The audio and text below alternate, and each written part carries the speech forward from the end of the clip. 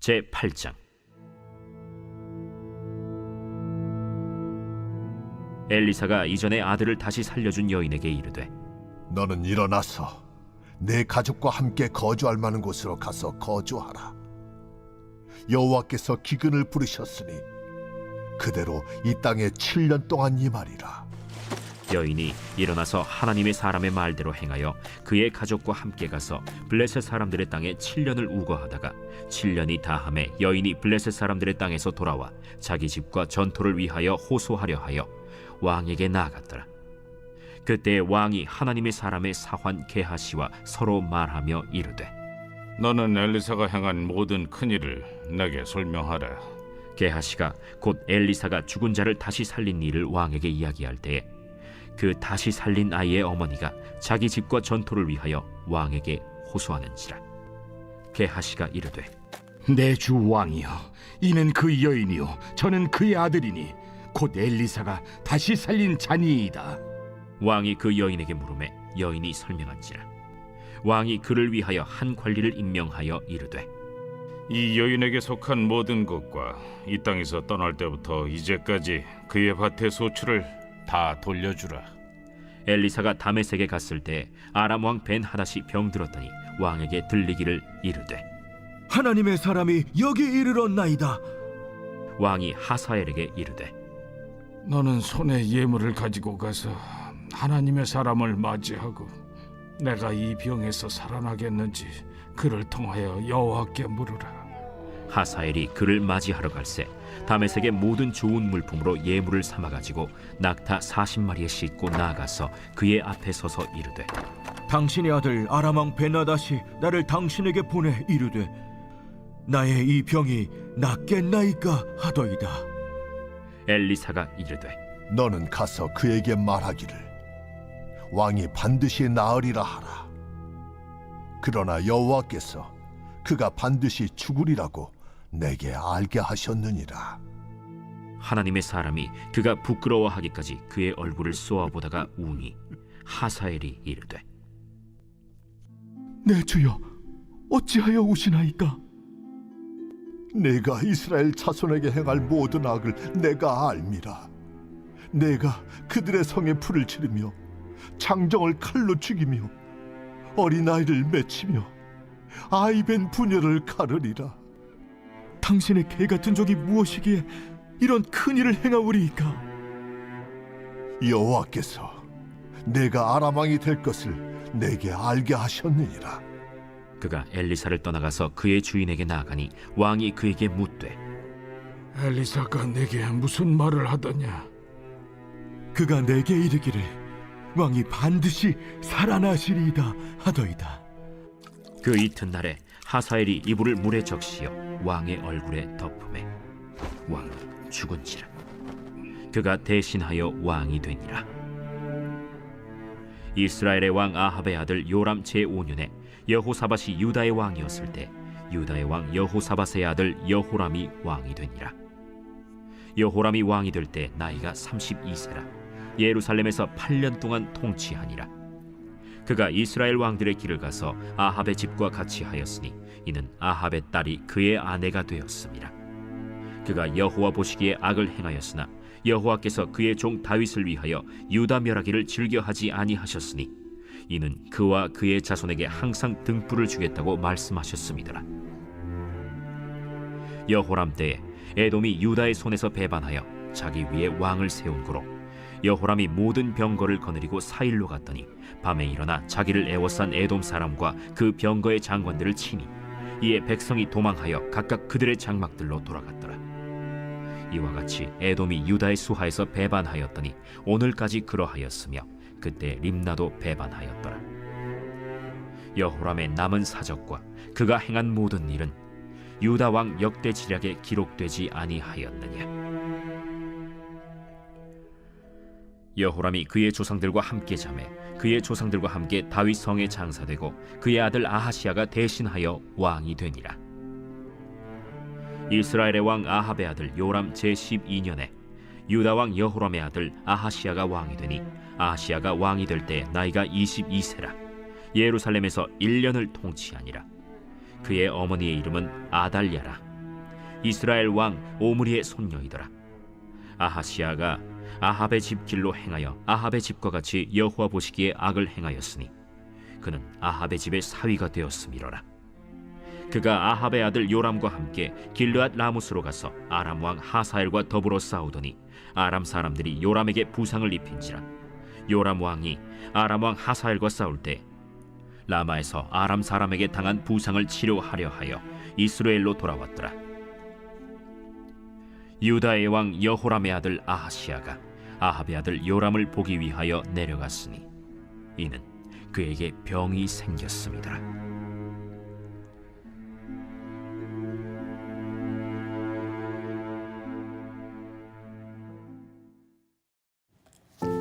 할렐루야. 오늘도 주님의 말씀 앞에 나오신 여러분을 진심으로 환영합니다.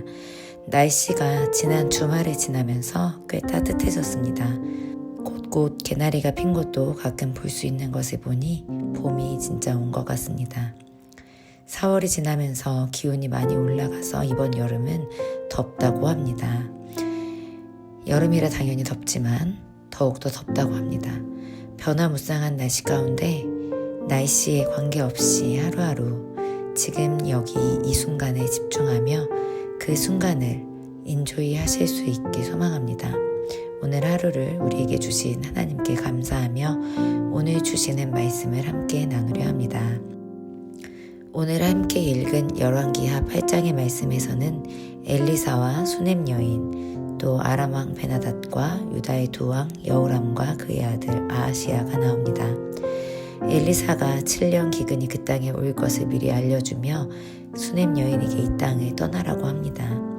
마치 홍수가 올 기미가 전혀 보이지 않는데 노아에게 하나님께서 방주를 지으라고 말씀하셨던 것처럼 엘리사가 그 여인에게 기근이 오니 기근에 피해서 다른 곳으로 가라고 말했을 때에도 기근이 아직 오기 전입니다. 자신이 보기에는 엘리사의 말이 허무맹랑한 말처럼 느껴질 수도 있는 상황입니다.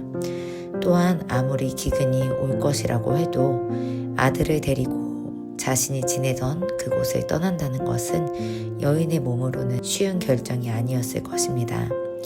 그렇지만 이 여인은 엘리사, 자신의 죽었던 아들을 살린 엘리사 선지자가 하는 말이면 마치 팥으로 메주를 쓴다고 해도 믿을 만큼 하나님의 말씀으로 엘리사의 말을 신뢰했던 것 같습니다. 엘리사의 말에 두 말도 않고 바로 블레셋의 동네로 떠납니다. 하나님의 사람 엘리사의 말에 그대로 따른 이 여인은 기근 동안 어려움을 피할 수 있었습니다. 내가 보는 것으로는 순종하기 어려울 때가 있습니다. 이렇게 날이 좋은데 무슨 홍수야, 무슨 기근이야, 방주를 짓는 게 쉬워? 난 못해. 기근이 온다고 이 땅을 떠나라고 하며 하나님이 주시는 말씀에 그대로 따르는 것이 막상 우리의 삶에 진짜 일어난다고 한다면 따르기 쉽지 않을 수 있습니다. 쉽지 않지만 하나님이 우리에게 하나님의 사람을 통해서 주시는 말씀이 쉽지는 않으나 우리가 아예 못할 것들은 아닙니다. 우리의 믿음이 적어서 또 우리는 훗날 일어날 일들이 우리 눈에 보이지 않기 때문에 그 말씀에 순종할 때 의아한 마음이 들 수 있습니다. 그렇지만 하나님은 우리가 아예 할 수 없는 것을 하라고 하시지 않습니다. 말씀을 따르기 어려운 상황일 수 있지만 우리가 능히 할 수 있는 일들을 하라고 하십니다. 우리가 바라보는 시각을 바꾸면 또한 그 말씀을 하시는 이가 이 온 천지 만물을 지으시고 또 움직이시는 하나님 아버지라는 시각과 믿음을 가지면 어디를 가든지 무엇을 하든 또 그곳이 또 우리가 하는 그것이 하나님께서 우리를 구원하시는 길로 이끄시는 인도함이 됩니다. 이 여인에 대비되어 유다의 왕 여호람과 아하시야의 모습이 나옵니다. 이 여인은 아들 외에 가진 것이 별로 없는 세상에서는 별 볼 일이 없는 여인이었지만 여호람과 아하시야는 다윗의 후손으로 세상에서 가장 높은 신분의 또 화려한 가문의 사람들이었습니다. 그러나 이들은 여호와 보시기에 악을 행하였다고 18절에 나옵니다. 물론 19절에 보면 여호와께서 그의 종 다윗을 위하여 유다 멸하기를 즐겨하지 않으셨으니 이는 그와 그 자손들에게 항상 등불을 주시겠다고 말씀하셨습니다. 하나님께서는 이들의 행악에도 유다를 멸하지 않으셨습니다. 다윗과의 약속을 지키려 유다가 하나님께 돌아오길 계속 기다려 주셨습니다. 우리는 세상의 기준에 많이 물들어 있기 때문에 우리의 배경과 가문, 우리가 가진 스펙을 중요히 생각하게 됩니다. 내가 집안이 좋지 않고 가진 스펙이 화려하지 못하면 패배감을 종종 갖기도 하고 위축되거나 또는 세상을 탓하기도 하고 원망합니다. 그러나 하나님을 믿는 우리에게는 하나님이 우리의 가장 큰 스펙입니다. 수넴 여인은 세상이 바라는 화려한 스펙은 없었습니다. 여호람과 아하시아는 가진 스펙이 최고 수준으로 화려했습니다. 물론 이 유다 왕들에게도 하나님이 기다려주시는 은혜가 있었지만 정작 하나님의 큰 은혜와 축복을 누렸던 자는 이들이 아니라 아무것도 보잘것없는 수넴 여인이었습니다. 다윗도 화려한 스펙이 전혀 없었습니다. 아버지 이새의 별 볼 일 없는 막내 아들이었습니다. 가진 것이라곤 물맷돌과 만군의 여호와의 이름이었습니다.